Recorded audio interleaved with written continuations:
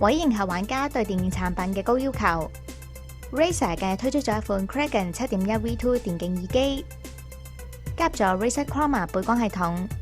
仲具備大型驅動單體同埋進階嘅7.1環繞聲道，等玩家利用雙耳感受氣勢磅礴嘅電影同埋遊戲所表達嘅氣氛。Razer Kraken 7.1 V2 電競耳機具備大尺寸嘅驅動單元同埋先進嘅7.1聲道系統，提供強勁嘅低音輸出，進行遊戲同埋觀看電影，樂趣倍增。耳機內建達到50mm 嘅驅動單元，可以輸出厚實嘅低頻音效，效果更加震撼人心。其他參數方面，耳機嘅反應頻率同埋信噪比為12至28 kHz 同埋128 dB， 令到音效更加完整，而且更高嘅信噪比，就算將音量調至更高，亦都唔會出現噪音雜訊。耳機最吸引玩嘅地方就係配備咗先進嘅7.1模擬聲道系統，以全功能嘅 Razer Synapse 軟件微調，可以提供7個方位嘅音效輸出，環繞音效逼真臨場。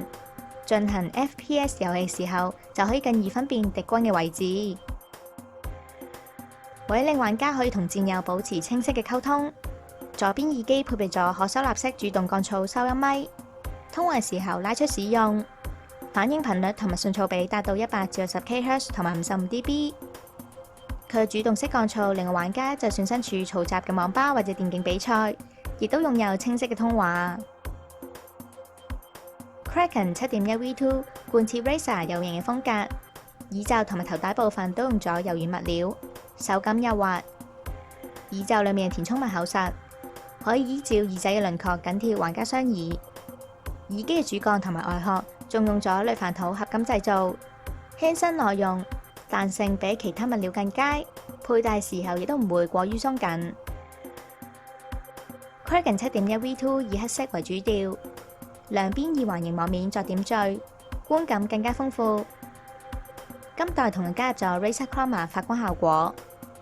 兩邊嘅 Razer 發光標誌都可以發出具備1680萬色嘅光源，仲支援靜態、呼吸同埋光譜循環效果，